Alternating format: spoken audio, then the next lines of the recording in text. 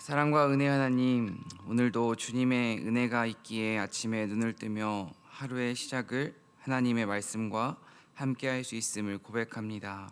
이 시간 하나님의 말씀을 듣습니다. 하나님의 말씀이 나의 말씀이 되게 하시고 하나님께서 허락하시는 그 말씀을 붙잡고 이 어두운 세상 가운데에 발걸음을 내딛는 믿음의 용사가 되게 하여 주시옵소서. 언제나 우리를 사랑하시는 예수님의 이름으로 기도드립니다. 아멘. 하나님께서 오늘 허락하신 말씀은 누가복음 7장 18절부터 35절까지입니다.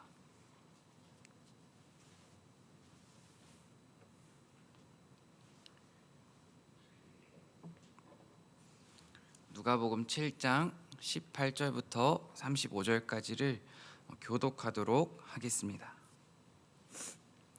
요한의 제자들이 이 모든 일을 그에게 알리니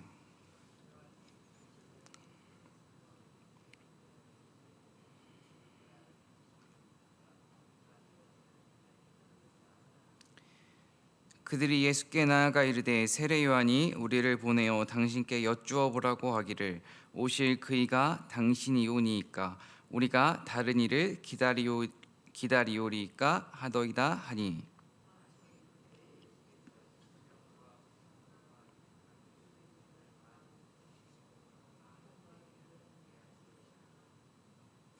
예수께서 대답하여 이르시되 너희가 가서 보고 들은 것을 요한에게 알리되 맹인이 보며 못 걷는 사람이 걸으며 나병 환자가 깨끗함을 받으며 귀 먹은 사람이 들으며 죽은 자가 살아나며 가난한 자에게 복음이 전파된다 하라.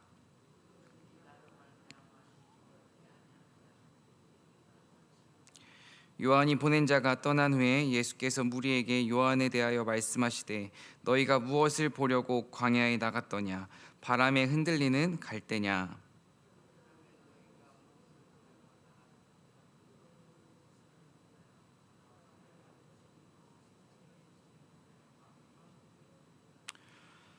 그러면 너희가 무엇을 보려고 나갔더냐 선지자냐 옳다 내가 너희에게 이르노니 선지자보다도 훌륭한 자니라.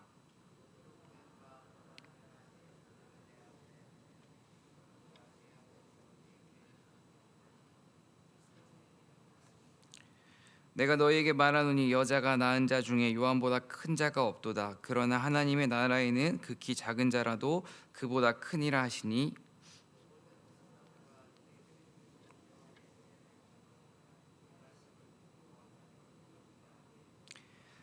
바리새인과 율법 교사들은 그의 세례를 받지 아니하므로 그들 자신을 위한 하나님의 뜻을 저버리니라.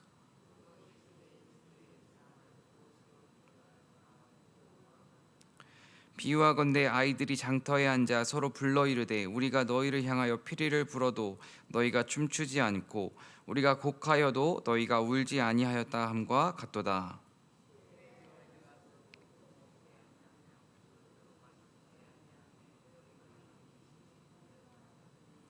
인자는 와서 먹고 마심에 너희 말이 보라 먹기를 탐하고 포도주를 즐기는 사람이요 세리와 죄인의 친구로다 하니. 다 같이 읽습니다. 지혜는 자기의 모든 자녀로 인하여 옳다함을 얻느니라. 아멘.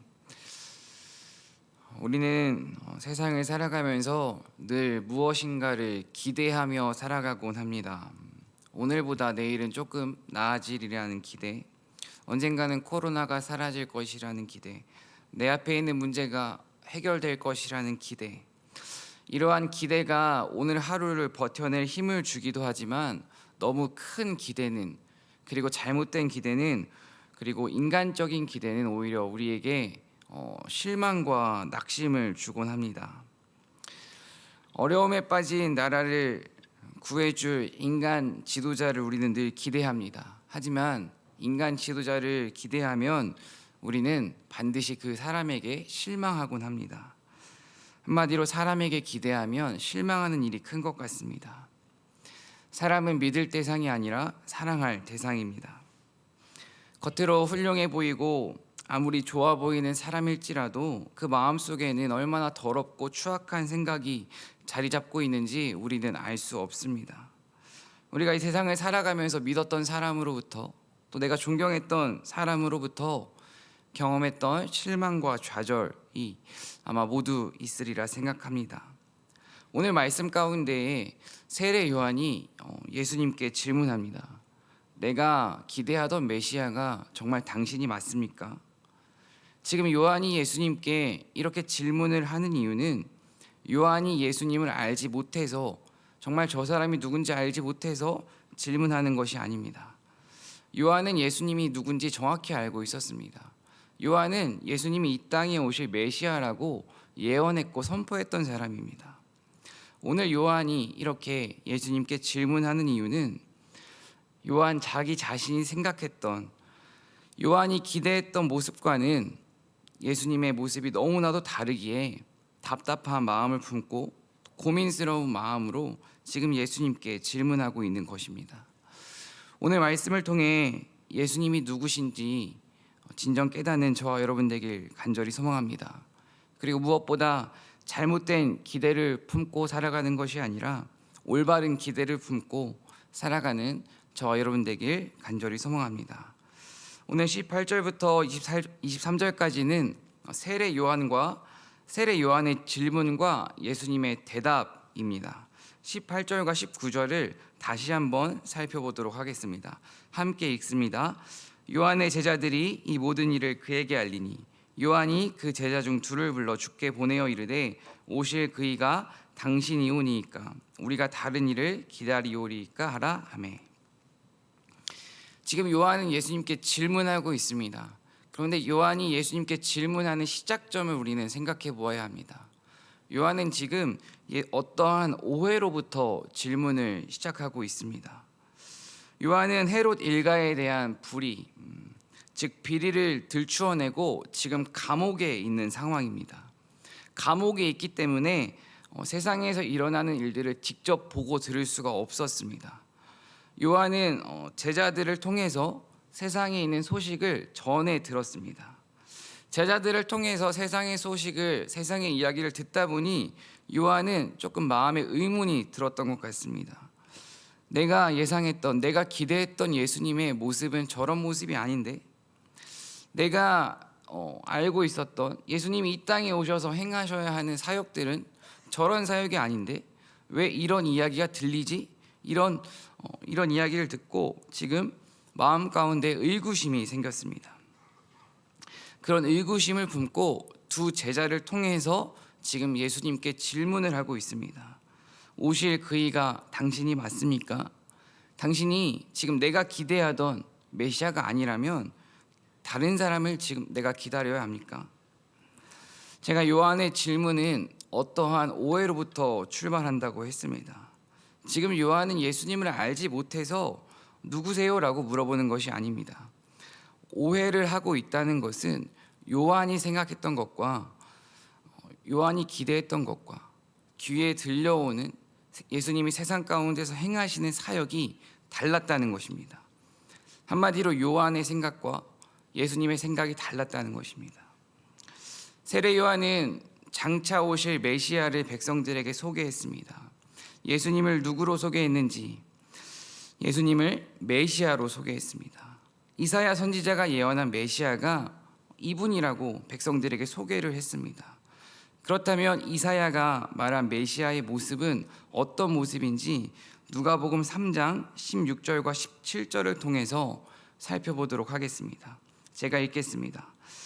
요한이 모든 사람에게 대답하여 이르되 나는 물로 너희에게 세례를 베풀거니와 나보다 능력이 많으신 이가 오시나니 나는 그의 신발끈을 풀기도 감당하지 못하겠노라. 그는 성령과 불로 너희에게 세례를 베푸실 것이요 손에 키를 들고 자기의 타작마당을 정하게 하사 알곡은 모아 곡간에 들이고 쭉정이는 꺼지지 않는 불에 태우시리라. 지금 세례 요한이 기대하고 있는 메시아의 모습은 강한 사람입니다. 강한 자라는 것은 누가복음 3장 17절에 나와 있듯이 쭉정이는 불에 태워버리는 심판자의 역할을 기대하고 있습니다. 지금 이스라엘 백성들과 세례 요한은 그날만을 기다려왔습니다. 로마의 압제로부터 메시아가 찾아와서 우리를 해방시켜 주실 그날, 지금 부조리한 현실로부터 우리를 해방시켜 주실 메시아가 와서 우리를 부조리한 현실에서 건져 주실 그날, 메시아가 와서 심판해 주실 그날만을 기다렸습니다. 하지만 제자들을 통해서 들은 메시아의 모습은 세례 요한이 기대하고 생각했던 것과는 달랐습니다. 세례 요한이 오해하고 있는 모습을 보면서 우리가 마음 가운데에 새겨야 하는 것이 있습니다. 내가 기대하며 기도했던 것과 하나님이 지금 나에게 주시는 현실이 다를 수가 있습니다. 그때 우리가 가져야 하는 자세는 예수님께 질문하는 것입니다. 하나님과의 관계도 사람과의 관계도 어떠한 문제가 생겼을 때에 질문을 하지 않고 뒤로 숨어버리면 오히려 오해가 더 커지고 문제를 해결하기가 어렵습니다. 힘들더라도 아프더라도 문제가 있는 사람과 얼굴을 마주하고 정직하게 질문해야 관계를 풀어갈 수 있습니다. 지금 요한은 예수님께 질문하고 있습니다. 감옥에 있으니까 직접 질문을 하지는 못하지만 두 제자를 통해서 예수님께 질문하는 것입니다. 20절 말씀을 함께 읽어보도록 하겠습니다. 함께 읽습니다. 그들이 예수께 나아가 이르되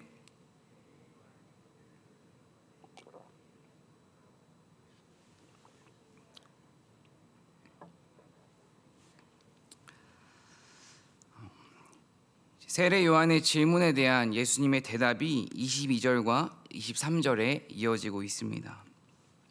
22절과 23절 말씀을 살펴보면 지금 예수님께서 하시는 사역이 나와 있습니다. 예수님이 하시는 사역은 맹인의 눈이 밝아지고 나병 환자가 치유되고 기먹은 사람이 듣고 죽은 사람이 살아나는 사역을 하고 있습니다.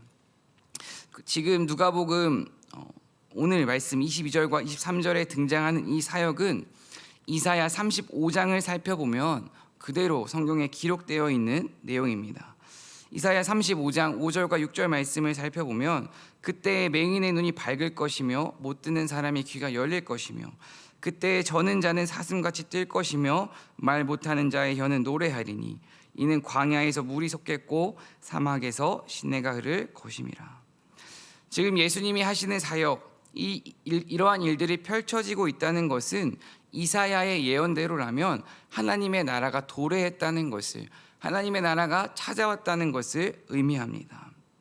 지금 예수님께서 행하시는 사역들을 요한의 제자들에게 보고 듣고 느낀 것을 가서 요한에게 말해주라고 하고 있습니다. 요한의 질문에는 예수님에 대한 오해가 담겨져 있다고 했습니다. 그렇다면 요한이 예수님을 왜 오해했을지를 우리는 생각해 보아야 합니다. 요한의 입장에서 생각을 해보면 예수님께서 이 땅에 오셔서 율법학자들을 심판하시고 로마라는 거대한 제국을 심판하는, 그리고 적극적으로 개혁하는 부조리한 현실들을 뒤엎으시리라는 기대를 했다고 했습니다. 하지만 지금 요한의 귀에 들리는 예수님의 사역은 개혁도 아니고 심판도 아니고 병든 자들을 고쳐주시고 소외된 이들을 돌보아 주시는 사역을 하고 계십니다.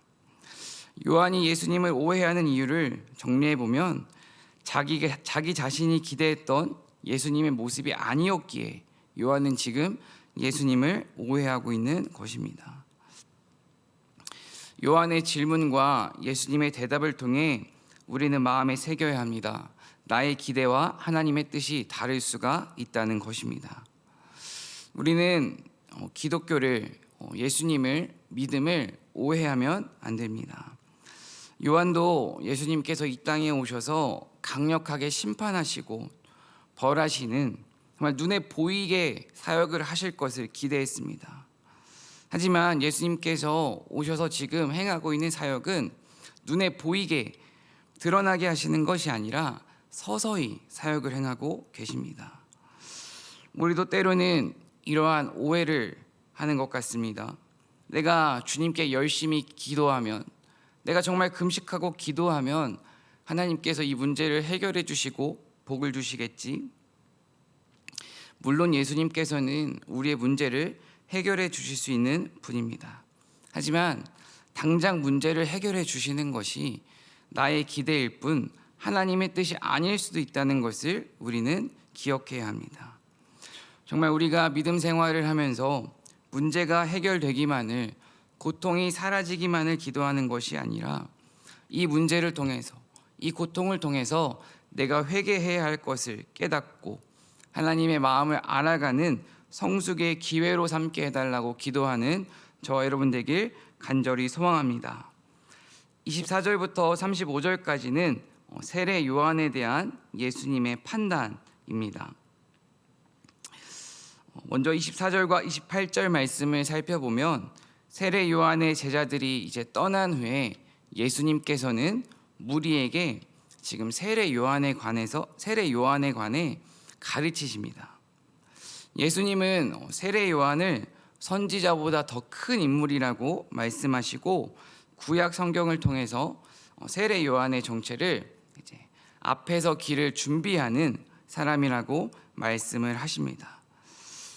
29절부터 31절까지 말씀을 함께 읽도록 하겠습니다.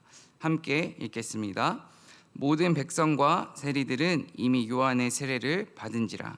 이 말씀을 듣고 하나님을 의롭다 하되 바리새인과 율법 교사들은 그의 세례를 받지 아니하므로 그들 자신을 위한 하나님의 뜻을 저버리니라. 또 이르시되 이 세대의 사람을 무엇으로 비유할까? 무엇과 같은가? 지금 예수님께서 비유를 사용하고 계십니다. 비유를 사용하고 계시는데 비유의 대상이 누구인지를 생각해 보길 소망합니다. 지금 예수님께서 비유를 하고 계시는데 누구에 대해서 비유하고 있습니까? 이 세대의 사람들을 지금 말씀을 통해서 비유하고 계십니다. 지금 어떻게 비유하시는지 32절 말씀을 함께 읽어보겠습니다. 비유하건대 아이들이 장터에 앉아 서로 불러 이르되 우리가 너희를 향하여 피리를 불어도 너희가 춤추지 않고 우리가 곡하여도 너희가 울지 아니하였다함과 같도다. 지금 비유의 의미를 우리는 잘 살펴보아야 합니다. 비유를 살펴보면 피리를 불어도 춤을 추지 않고 곡하여도 울지 않는다고 비유하고 계십니다. 이 말씀을 보며 피리 소리를 듣고도 반응하지 않고 누군가의 울음을 듣고도 같이 울지 않는 무감각한 세대라고 해석을 하기도 합니다. 예수님께서는 하지만 지금 이 비유를 무감각한 세대를 일깨우기 위해서 사용하신 것이 아닙니다. 지금 예수님께서는 아이들의 두 가지 행동을 비유로 사용하십니다. 첫 번째는 피리를 부는 것과 두 번째는 곡하는 것입니다. 이때 당시에 피리는 결혼식 때 사용했다고 합니다. 그리고 지금 곡소리는 장례식을 의미합니다. 지금 피리는 결혼식을 흉내내는 것이고 곡소리는 장례를 흉내내는 것입니다. 아이들이 소꿉놀이를 하듯이 지금 결혼놀이, 장례놀이를 하는 것입니다. 중요한 것은 지금 진짜 결혼식이 아니라 진짜 장례식이 아니라 가짜라는 것입니다. 아동부 아이들이 가끔 이렇게 소꿉놀이를 하는 것을 보곤 합니다. 소꿉놀이를 하는 것을 보면 아이들이 정말 살림살이를 하는 것일까요? 아닙니다. 정말 살림살이 하는 것이 아니라 흉내를 내는 것입니다. 지금 피리를 불면 춤을 추고 곡을 하면 같이 울어주는 이것을 통해서 장단을 맞춰야지 그 놀이가 진행이 됩니다. 한 친구가 피리를 불면 그 옆에 있는 친구는 춤을 추어주고 한 친구가 곡소리를 내면 그 옆에 있는 친구도 같이 우는 신용을 해주어야 그 놀이가 진행될 수 있습니다.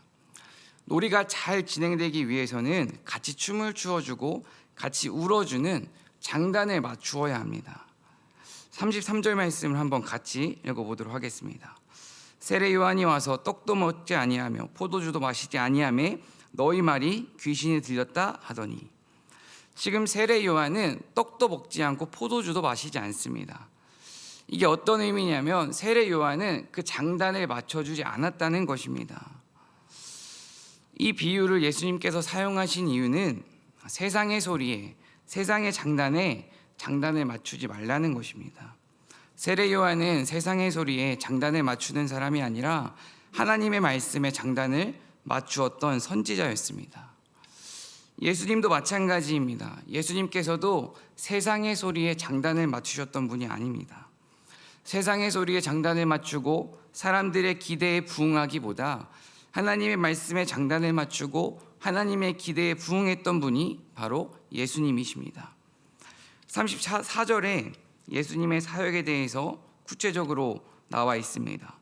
인자는 와서 먹고 마심에 너희 말이 보라 먹기를 탐하고 포도주를 즐기는 사람이요 세리와 죄인의 친구로다 하니. 세상의 장단에 맞춰주기 위해서는 예수님께서는 절대로 세리와 죄인의 친구가 되어주셨으면 안 됩니다. 하지만 지금 예수님께서는 세상 사람들이 혐오하는, 세상에서 소외받고 있는 이들의 친구로 다가가셨습니다. 세상의 소리에 기준을 두었다면 예수님께서는 혐오받는, 이 소외받는 세리와 죄인의 친구가 아니라 인정받는 사람들의 친구가 되었어야 합니다. 하지만 예수님께서는 세리들과 죄인들의 친구로 그들과 함께 하십니다. 오늘 말씀을 마무리하도록 하겠습니다. 오늘 말씀을 통해서 우리는 지금 나는 기준을 어디에 두고 있는지를 생각해 보았으면 좋겠습니다. 첫 번째는 세상의 기준을 두고 살아가는 사람이 있습니다. 두 번째는 하나님의 말씀과 세상의 기준에 양다리를 걸치고 살아가는 사람들이 있습니다. 마지막 세 번째는 하나님의 말씀의 기준을 두고 살아가는 사람들이 있습니다. 진정한 그리스도인은 하나님의 말씀의 기준을 두고 세상의 대세를 따라가는 사람들이 아닙니다. 세상의 대세, 세상의 흐름, 세상의 큰 물줄기에 장단을 맞추고 모든 사람들이 이게 좋다, 이게 옳다 말할지라도 하나님의 말씀과 조금이라도 어긋난다면, 하나님의 말씀에 어긋나는 것 같다는 생각이 들면 하나님께 묻고 또 물으며 하나님 앞에 올바른 길을 질문하고 하나님의 인도하심을 받아 그 하나님의 인도하심 때문에 나에게 고난과 핍박이 찾아올지라도 고난과 핍박을 받을 각오를 하고 그 대세를 거스르는 사람이 진정한 그리스도인입니다. 정말 내가 기대하고 기도했던 것을 하나님께서 허락하시지 않는다고 예수님을 오해하지 않으셨으면 좋겠습니다. 나의 기준에 예수님을 맞추려고 하는 것이 아니라 나를 예수님의 기준에 맞추기를 기도하는 저와 여러분 되길 간절히 소망합니다. 하나님께서 기대했던 것을 주시지 않더라도 주님만을 바라보며 주님의 말씀 따라 걸어가는 복된 주님의 자녀가 되길 간절히 소망합니다. 기도하겠습니다. 사랑의 예수님, 세례 요한의 질문과 예수님의 대답을 통하여 나의 신앙을 돌아보기 원합니다. 예수님을 잘못 알고 왜곡된 믿음과 잘못된 신앙으로 이 세상을 살아가는 것이 아니라 예수님을 바르게 알고 올바른 믿음과 신앙으로 살아갈 수 있도록 주님께서 은혜 허락하여 주시옵소서. 예수님을 바르게 깨달을 수 있는 지혜와 믿음을 허락하시고 나의 기대와는 다를지라도 주님의 손을 끝까지 놓지 않게 하시고 세상의 기준을 두는 것이 아니라 하나님의 말씀에 기준을 두며 하나님의 말씀으로 세상을 변화시키는 주님의 자녀가 되게 하여 주시옵소서. 특별히 이 시간 육체적인 질병으로 고통을 당하고 있는 주님의 자녀들을 주님께서 기억하여 주시고 그들의 마음 가운데에 주님의 손으로 안수하여 주시고 주님의 위로를 허락하여 주시고 무엇보다 주님께 기도하며 주님께서 주시는 은혜를 누리는 자녀들이 될 수 있도록 주님께서 함께하여 주시옵소서. 언제나 우리를 사랑하시는 예수님의 이름으로 기도드립니다. 아멘. 오늘 찬송은 586장